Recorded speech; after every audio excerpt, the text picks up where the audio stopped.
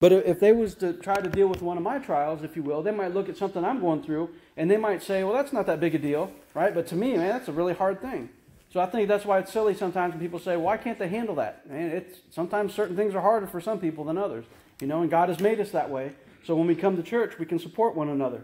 We can be strong where some people are weak, and we can be weak and be able to lean on other people that are strong in areas, if you will, where we're weak, right? So we're going to look here in Luke chapter 2, and we're going to start in verse 40.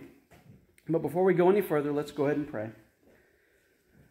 Dear Lord, as we come to you in prayer, Father, I pray that you'll just bless your word to the ears of your people this morning. I pray, Lord, you'll speak through me. Lord, help me speak in a way, Father, that's easy to understand. I pray, Lord, that you'll just give us understanding, Lord, beyond what we can muster in and of ourselves, Lord, to hear what you want us to see this morning. And we love you, Lord, and we ask all this in Jesus' name. Amen. All right, so now we're all the way in verse 40, Luke chapter 2, and verse 40. It says, "And the child grew and became strong in spirit, filled with wisdom, and the grace of God was upon him." Now, this is basically covering the time from when Jesus went to the temple for the circumcision, if you will, according here to Luke chapter 2. Just a few verses before this, Jesus was in the temple about age just a few months old, really. The circumcision thing would have happened when Jesus was about 8 days old. But at this point in the temple, when Simeon saw him, he would have been just a few months old, if you will. Maybe a month and a half old, very young still. But all of a sudden now we jump from verse 39, from 38 to 39 to 40, we jump forward to Jesus being about 12 years old, right? So the event, like I said, that happened between this time is what we saw in Matthew chapter 2 with the wise men coming to see Jesus. So now we're back here in Luke. It says, "The child grew and became strong in spirit, filled with wisdom, and the grace of God was upon him." In verse 41, it says, his parents went to Jerusalem every year at the feast of the Passover, and when he was 12 years old, they went up to Jerusalem according to the custom of the feast. Right? So this is something, as we talked about 2 weeks ago, this is something that devout people, if you will, in the Old Testament law, that they would do every single year. They would celebrate all the festivals. They would celebrate all the feasts. They would go to the temple for sacrifice once a year. That's just what they did. Because what God told the children of Israel in the Old Testament was, if you want your ticket to heaven, you got to do your sacrifices. There was this big old law, if you will, and if you want to count those laws out, have fun with it. It's the book of Leviticus. You'll see all the laws that the children of Israel had to follow if they were to be right in the eyes of God. He gave them this because to show the people, they said, even if I give you a list to follow, you're still going to fail. People are still going to fail, right? And now we got the new covenant, and salvation and stuff. But that's what was going on. So Mary and Joseph were very devout. They went to the temple every single year. Now, one question that I've heard before is, why did all of a sudden now the Bible the story pick back up when Jesus was 12 years old? Why didn't it pick up when he was 6 or 7 or learning to ride a bike if he had a bike? I don't know. Why didn't it tell that story, right? Why didn't it tell the story of if I don't know, Jesus threw a rock and broke somebody's window out or something silly like that? I don't know. What happened between that? Why don't we see that in the Bible? And I've heard this several times before, and this is something a preacher told me, I always say several years ago, but I got to remember that time's going pretty quick. It's been about 10 years ago that I heard this. But a preacher told me, he said that in his church, when he was on the mission field for most of his preaching life, pastoral life, if you will, and he said that one thing that he always did, if he would see some kid in church that came regularly, and didn't have a father at home or didn't have a strong male presence at home, what he would always do with that kid in the church is try to give that little kid something to do. And he said it was always about the age of 12 that he would look for these kids. He said, so if he seen him, he would ask him to do things like, hey, would you mind straightening up the hymns over there in that pew? Or ask him to empty the trash, or start giving him some kind of little responsibilities. He talked about the mental shift, if you will, and maturity that kids go through, the boys go through about the age of 12. They'll start changing. They'll start wanting to think more independently. It's not always 12. It might be 12 and a half or 13, or maybe even 11, as early as 11. But generally during that time, boys really start to change. They start to put away the little things. They might stop playing with Hot Wheels, cars and stuff, and they might start doing other things like getting interested in sports, becoming more physical, or they might start trying to make their own decisions, with the things that they want to wear. I noticed with my boys, he didn't really care what kind of haircut he had, Roddy, until, just somewhat recently. He wanted his hair cut a certain way. He's starting to just think independently. It's no longer good enough that we say, hey, cut his hair like this. He wants it a certain way. right? But they get to that age where they slowly start to make this transition of wanting to make their own decisions, right? And this preacher told me, he said, if I see a kid like that, he said, I will tell him. He said, the first thing I'll tell him, he said, you know what? I'm going to treat you like an adult, and I expect you to act like an adult. But he puts them on that road of saying, get ready for manhood, basically. And he starts giving them little responsibilities here and there just to kind of start growing them up. Because that's the time in life when boys start to change. They start to act a little bit different. We have to take advantage of that. So, and this is, like I said, that preacher told me this, and he said this is one reason why he thinks that they waited until 12 years old, to start talking about what Jesus was doing.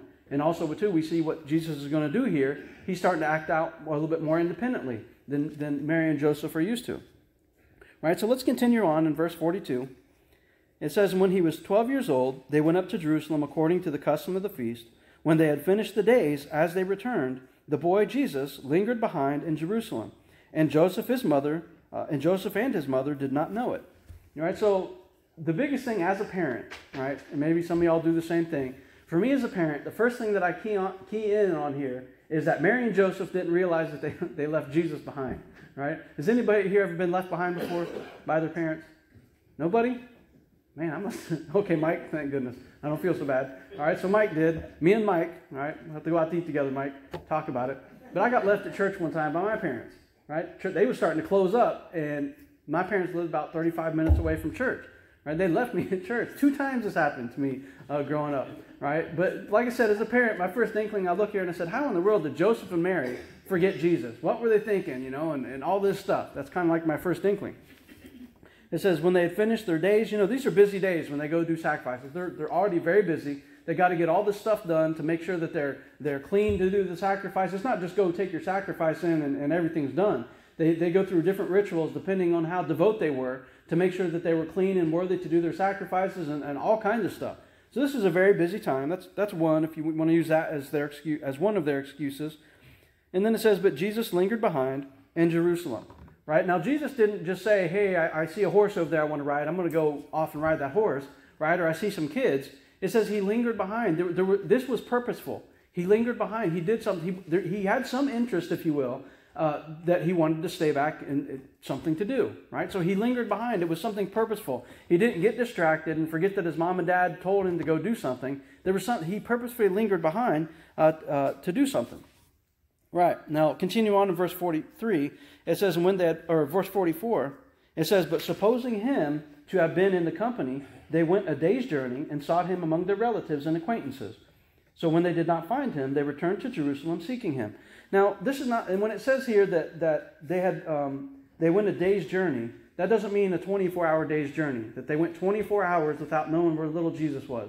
That's not what it means. A day's journey for at this time, in this place of the world would start generally at first light, right? First light, the first hour of the Jewish day was considered about 6 in the morning, right? So about 6 in the morning, everybody's getting up and getting ready. At first light, once the sun started coming up, that's when they would start traveling. Then they would travel till probably just before sunset, so they would have just enough light left to be able to set up camp, if you will, or get dinner ready. And then by the time it was dark, well, everybody was basically retiring to their tents or wagons or whatever they had. So we're talking roughly maybe 8 hours, maybe 10 hours at the very most, that they kind of lost track of Jesus, right? 24 hours. And they said they supposed him to be with the relatives, to be in the company. So Joseph and Mary, this wasn't like they traveled by themselves, right? They went with a bunch of other people, right? Probably a lot of people from Bethlehem and Nazareth and all the people that they knew and other family. Maybe they all met somewhere to go to the temple together, which is not uncommon, right? We go to church with family. It's not very far-fetched to think that Mary and Joseph decided to wait for Grandma and Grandpa or whoever, aunts and uncles, to go to church together, go to the temple. So they supposed Jesus to be in the company. They went a day's journey. They sought him amongst their relatives and acquaintances, so they did not find him. So once they didn't find him there in the little caravan, they said they went back to Jerusalem to seek him. Verse 46 says, now so it was that after 3 days they found him in the temple, sitting in the midst of the teachers, both listening to them and asking them questions. So this was Jesus' motivation to linger behind, if you will. Right? He wanted to linger behind because he wanted to sit amongst some other older men, if that makes sense. Now, what does that mean? one thing that my dad told me, and it's not just my dad told me, but one thing my dad's told me this, and other people have told me, he said, your boys, there's going to come a time when your boys get old enough, they're going to stop thinking you're cool, right? And they're going to start thinking somebody else is cool. And that might make you pretty angry. And at this point, Roddy, he's almost there. He's getting there to 12. We'll have to see how that all goes. But, he said there's going to come a time when they start kind of disagreeing with things that you do and start saying, look how they do it. And looking at the way other men do things. Start, again, trying to exercise their independence, if you will, and starting to think on their own. Because they think they don't need you as much as they used to. They're starting to look to others for lessons and wisdom and things like that. Right? We see Jesus kind of maybe doing the same thing here. He said, I don't know if Joseph knows what he's talking about half the time, right? I'm very freely, if you will, loosely paraphrasing this, right? But I don't think Jesus was disrespectful because he didn't sin. But at the same time, he was just like any other normal kid moving into their teenage years.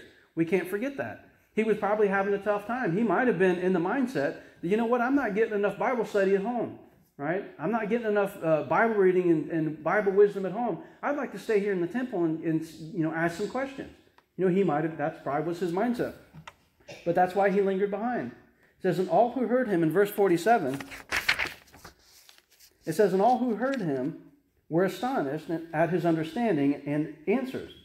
So when they saw him, they were amazed. And his mother said to him, Son, why have you done this to us? Look, your father and I have sought you anxiously. All right, so Mary and Joseph are looking for Jesus. 3 days. They're going all over the place. So if you have a kid and he wanders off, where do you think would be the first place you would look for him? Right? This is before they've really started making this transition to want to be independent. I know if my son, if we went to the mall, or let's say Walmart, we go to Walmart, and all of a sudden I look around and I don't see Roddy, my oldest son, there. I'm like, where'd he go? And just decide to wander off. That's not usually like him. Nathan's more likely to do something like that. But Rodney, I don't think he would do it. Let's use Nathan, right? Nathan's going to wander off and he wants to go look at something. Where do you think is the first place I'm probably going to go to look? Probably toys. There you go. Probably go look at toys. I go walking around toys. I don't see him in toys. Maybe next would be the bike section, right? Maybe he's looking at bikes. I go looking at bikes, and before you know it, then maybe he's in electronics. Maybe he's looking at PlayStation or Xbox games. So I go look, go in electronics. I don't see him anywhere.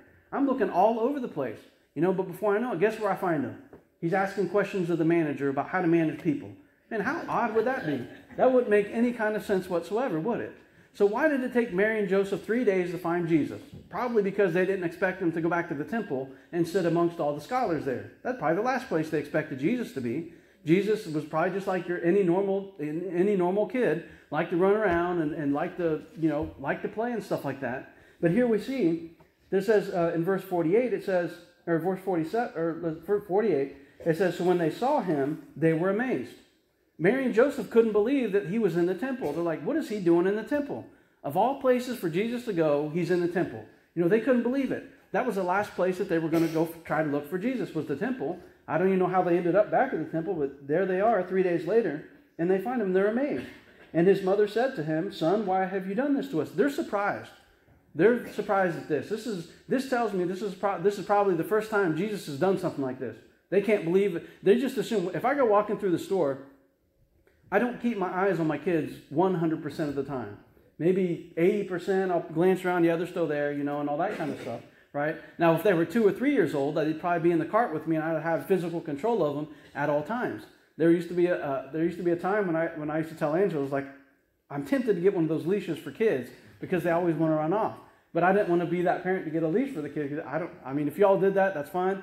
I just didn't want to do it. I felt weird putting a leash on I would have felt weird putting a leash on them. But there were times when I greatly thought about it. There would be rules that we used to have that when we go to a store, you hang on to the cart and you don't let go. If you let go, you're in trouble when we get home. Why? Because they would want to just take off. That's what they would want to do, or Nathan anyway. He'd just want to go take off. But as they've gotten older, when they've gotten 7, 8, 9, 10 years old, I stopped doing that. The rules started to change a little bit because they started being more responsible, if you will. They had the mental maturity, right, or the mental faculties, if you will, to be able to say, if Dad tells me to do this, I'm going to do it, right? And they would just walk with me in the store. So naturally, I stopped being so physically controlling of them when it came to staying close to the cart because I didn't think they were going to wander off.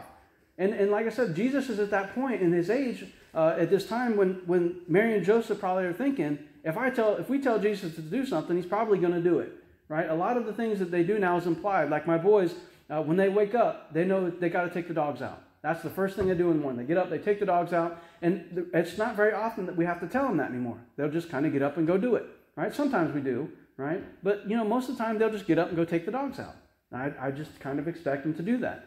Jesus was probably the same way. There were probably rules in their household that Jesus had lived with for long enough to where they just looked at Jesus, they just expected him to do it, right? Now, another thing is back in this time, maturity in child rearing was different. And I can say the same thing about our country here, right? 200 years ago, becoming a man happened at a very different time than it does now. What is it now? The law says 18, right? 18, and then finally at 21, that's when pretty much all restrictions come, or even 25, when your insurance for guys at least drops down. But in our country, 200, 250 years ago, what was it? How young were men when they were getting married? 15, 16 years old was about how it was. My grandma was 14 when she got married. And that was kind of common, back in those days. By age 14, 15, 16, kids were, I call them kids, they seem like kids to me, but if you want to call them men back in those days, they were leaving their house, they were getting their own piece of land, they were starting to farm it, and they were building their own house at about age 15 or 16 years old, right? So if you look at 12 years old, the maturity level of a 12-year-old to a 14 or 15-year-old, there's not really that much difference depending on the culture that you're in. Like I said, in South America, where we used to live in Peru, way up in the mountains, guess what happened at 12 years old? Way up in the mountains, this is how this little community operated. At 12 years old, guess what they did? That was when kids they went and got a job, right? I know we think like, what? They're working? Yeah, they went and got a job, and they didn't get paid for it. Guess what their payment was? You're getting experience on how you need to act as you get older. So when you actually get into the workforce and you can work legally and start making money, you already have developed a work ethic. You know how to work with people outside your household and stuff, right? So families that will go out and they will find other families that have like stores or businesses or something, and they will ask, hey, can my son, they called it apprenticing, can my son apprentice with you for this summer? Right? And they would make, every year that their kids would go off in different places. One of the kids there, he was 13 or 14, I remember when I heard about this, and I asked him, like, oh, that's good, you're working, how much you getting paid? And he explained that to me. He's like, oh, we don't get paid. And he explained to me what apprenticeship was. He's like, last year I worked with somebody that made tables, this year he's working with somebody that made doors. Right? And it's just every year they work with somebody different.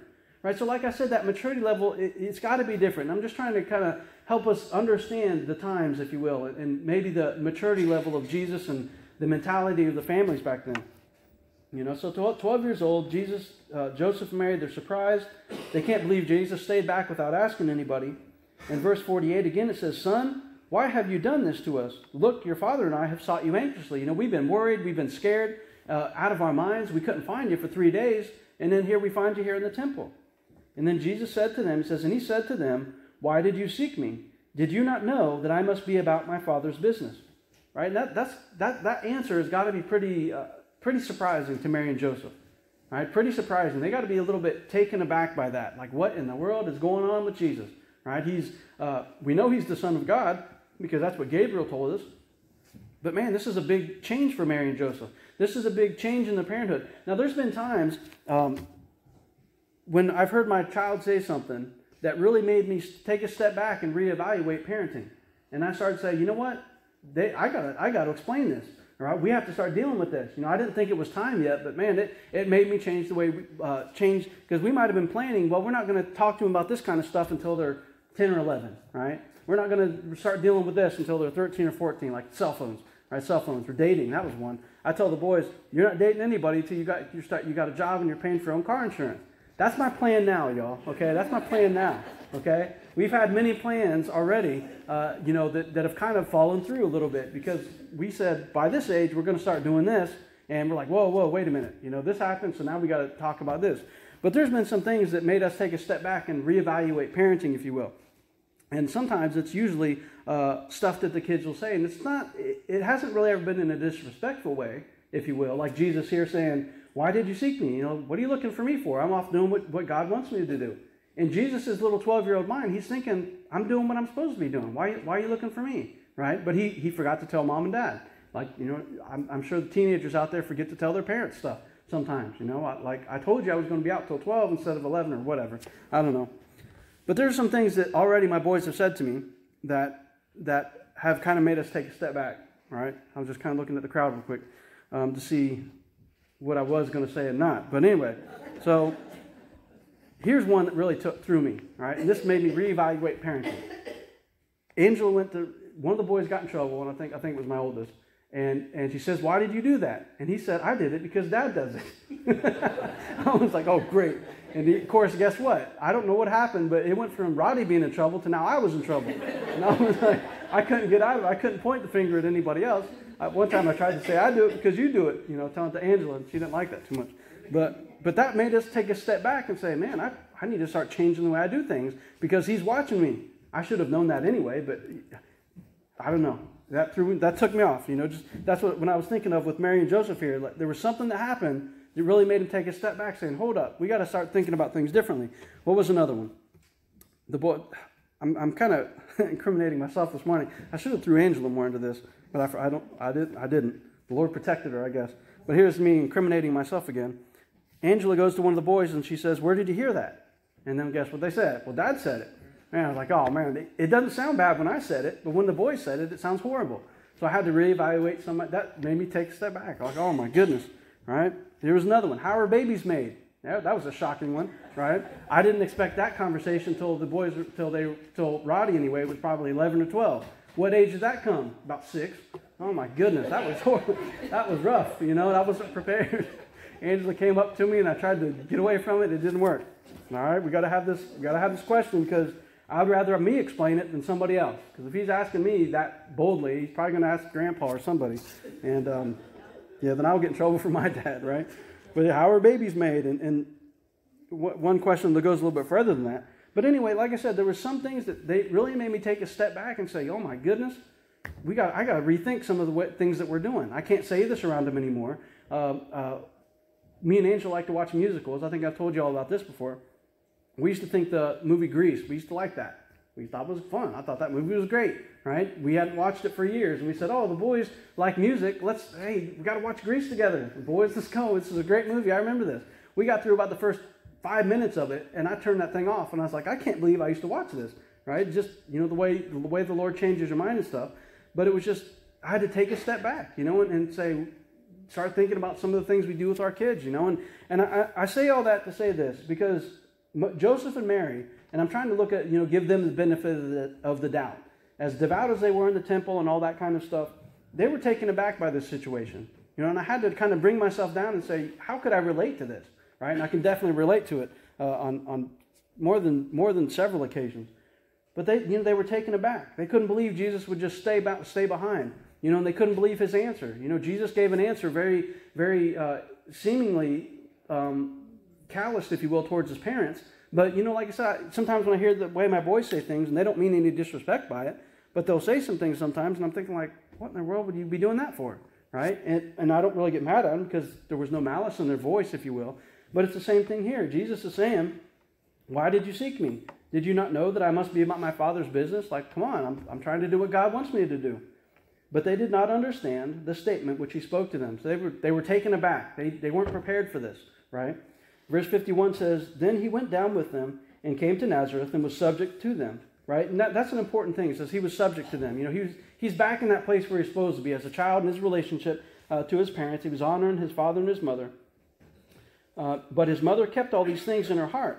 And Jesus increased in wisdom and stature and in favor with God and with men. Right? So this was a turning point in the life of Jesus where all of a sudden this big shift in his maturity level, if you will, seeking knowledge and seeking wisdom and asking all these questions. Right? And it says then Jesus increased in wisdom. He continued in that path, if you will.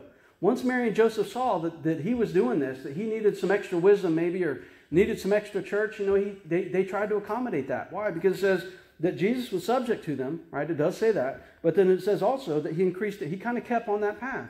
He kept on that path where his wisdom was going to continue to increase and his favor with God and men, right? So he continued on with that. Now, I was telling the youth one time that the book of Proverbs is a powerful book of wisdom, right? The book of Proverbs in Proverbs chapter 1, I think it's verse 7, says let me just look at it real quick. Proverbs, you all want to turn there real fast. Proverbs 1, talking about wisdom, 1:7. It says, "The fear of the Lord is the beginning of knowledge, but fools despise wisdom and instruction. I was telling the youth one time, it's like, as we see Jesus here, increasing wisdom and learning, we can do the same thing. How do we increase in wisdom? How do we increase in learning? We're never too old to learn something new. I'll tell you that. And that was told to me by somebody else. We might think we're too old to learn something. I used to think that. But, as I've gotten somewhat wiser, I guess you could say, that I've learned that, man, there's still so much stuff to learn. Right? And this whole first chapter of Proverbs deals with, first, it says, the fear of the Lord is the beginning of knowledge, but fools despise wisdom and instruction. The next part there from verse 8 to 19 talks about just staying away from evil. Listen to what your parents tell you. Listen to the counsel of the things that your parents taught you. That's what it says through verse 8 through 19. And then in verse 20 through the end of the chapter, it talks about that wisdom's everywhere. So we got a progression. It tells us there in the first part of chapter 1 what Proverbs is about, why Proverbs is important. In verse 8 through 19, it tells us that you listen to the things your parents told you. Listen to the wisdom that they gave you. Look at their example, what they set forth. And then it says not only that, at 20, now it's encouraging this young man, because Proverbs was written to young people, basically, that are starting to get off on their own. It's encouraging not to only take heed to what their parents told them, but then it says now you go further and you continue to seek wisdom. And it says wisdom is everywhere. Wisdom is to be found everywhere. So when I was looking at Jesus being 12 years old, and I said, man, it can almost really mirror up to Proverbs chapter 1 really well. Because he understood the first part, the importance of gaining wisdom. He understood there, as we just saw in Luke chapter 2 at the end, that he was subject to his parents again. He understood that looking to them for their example. But also, as he grew in stature and grew in wisdom, he understood the importance of, guess what? We got to continue to gain wisdom. We got to continue to look for it. One thing that's neat about verse 20 all the way through verse 33, it says that wisdom is everywhere. And I'm paraphrasing that passage. Wisdom is everywhere. So I take that pretty literally. I tend to be a smart aleck sometimes. Angel will tell you. My parents will tell you, oh man. Anyway, I can be a smart aleck if I'm not careful. Very, very sarcastic, and I like to be that sometimes. It's funny to me. I don't know. Some people don't think it's funny. I think it's funny. But I don't do that freely too often. It's just not smart, right? We know that. But anyway, so I looked at this and I said, oh, God says wisdom is everywhere. And I might have told you this story already. But I got in trouble in basic training one time. And I got made to stand at the position of parade rest with my nose against the wall for like almost 3 hours, I think. Long time. So I'm standing there and I got in trouble. And this passage popped into my head. And I was already angry about getting in trouble, because of something. I didn't remember what it was. I think it had something to do with the laundry room. Somebody left their laundry bag in the laundry room, and that was it. And we all got in trouble. Since I was in charge of our platoon at the time, I was like a group leader. I'm the one that got in trouble. Everybody else got to go to eat dinner. So I'm standing there with my nose against the wall, and this pops into my head. It says that wisdom is everywhere. And I said, Lord, and I'm already kind of angry. Maybe I had an attitude with God, and Lord, forgive me if I did, and I think I did. I said, Lord, here I am trying to do what's right. I'm the one that got in trouble for it, right? So that was my mindset. And then all of a sudden, Proverbs chapter 1 pops in my head that wisdom is everywhere. And I said, Lord, you said wisdom's everywhere. How am I going to find wisdom staring at this wall right here? Right? So there I am staring at this concrete wall. My nose is up against it. My nose came off of it. I was going to be in trouble, so it didn't come off. There I am sitting right there. And sure enough, I could see that. You ever see those really tiny little red bugs and ants and stuff that'll crawl around and stuff? So I saw one of those things go by. And as I saw that, I started noticing other little bugs, crawling around on the concrete. And so guess what that did? That started making me wonder, how small they were, but the purpose that they had in life. It made me remember that Jesus talks about here in Proverbs about how the ant is not a lazy animal. It works all summer to prepare for the winter, right? And it's very wise in how it spends its time. So I started thinking about all these things. And before I knew it, that almost 3 hours had gone by. And I've been sitting there like giving myself a lesson on the little bugs crawling around on the concrete. And that made me realize, you know what? There is wisdom everywhere. There's wisdom everywhere. I was staring at this wall for almost 3 hours, and I learned something, believe it or not. Not only to remember to check the laundry rooms to make sure they were clean, but at the same time I learned about some bugs, right? So what's the point in that? When it talks to growing in wisdom, a Christian, Jesus there growing in wisdom, a Christian young person growing in wisdom, the normal unbeliever, normal person that's not a Christian will go through life, and he would have stood against that wall and not learned anything other than just don't forget to check the laundry room, right? And deal with it. Stand there and deal with that. But you know what? As a Christian, we can reflect on things in the Bible. And not only did I learn about making sure the laundry room was clean and nobody left their laundry bags down there, I also learned a little something about bugs, right? While I was standing there. So I learned a little bit extra because I reflected on things in the Bible. Right? It's the same thing with Christians and young people. As you grow up and you're looking at the lessons, you already have a lot of lessons you got to learn in life anyway. Goodness gracious, all the lessons that young people got to learn nowadays. But as you do that, if you reflect on things in the Bible, you're going to gain a little bit something extra that non-Christians are not going to gain. And that's going to put you head and shoulders above other people when it comes to wisdom. It might not seem like it, but all those extra lessons add up. I'm telling you, they add up, and you become more wise, and people are going to be surprised. Just like they were surprised with Jesus. They couldn't believe that Jesus was asking some of these questions that he was asking. There's a radio program that I like to listen to. I've mentioned this before. It's called Pastor's Perspective. And we just saw there that Jesus was asking all these questions to the scholars in the temple, and they were surprised. They couldn't believe it.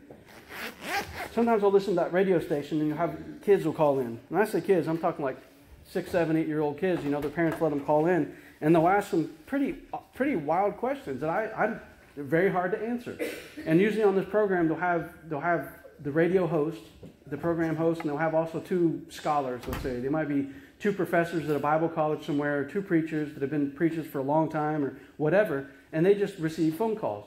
Well, the hardest questions that they had come across, as long as I've been listening to it, have always been the ones that the kids asked. One time a kid came on there, and he asked one of these scholars, he said, why are we offered the opportunity for forgiveness, but Lucifer never was offered the opportunity to be forgiven? That's a question from one of these little kids. I'm thinking like, what in the world? That's a hard question to answer. Why are we offered forgiveness, but the devil was never offered forgiveness, even though he only sinned one time? Right? I'm like, wow, that's a pretty deep question for a little kid to be asking. Right? Another one was what possessed angels to want to sin in the first place? Why did they want to sin? If they lived in such a perfect place, why did they want to sin and go against God? I mean, you can imagine these scholars are like fumbling trying to, get this question, answer the question for these kids. But, it's pretty interesting. Kids will ask some pretty deep questions. Kids will ask some deep questions, especially when they start getting to that age of wanting to exercise their independence. Do your best to accommodate that, with your grandkids. Or I see Nick back there. And I was asking the other day, why don't you ask him more questions, Nick? I know you got them, right? Ask some questions. Ask all these questions you want, because there's so much learning to be had, when you're in an area or in a place where you feel comfortable asking questions, all right? So that's the end of the lesson today. Jesus is 12 years old now. Next week we're going to talk about the early ministry of John the Baptist. We're going to see Jesus and his baptism, and we might also get into Jesus spending 40 days and 40 nights in the wilderness, and being tempted by the devil, depending on how far we get and how the Lord leads, all right? So, like I said, I thank you all for being here today. It's a beautiful day out. Go out and enjoy the sunshine, but first enjoy some baked potatoes and chili. All right. Pray for our church. Pray for our church. I say it every week, and hopefully I'll always remember to say it. But pray one for another. We all have problems. We all have little things that creep up. And it's nice.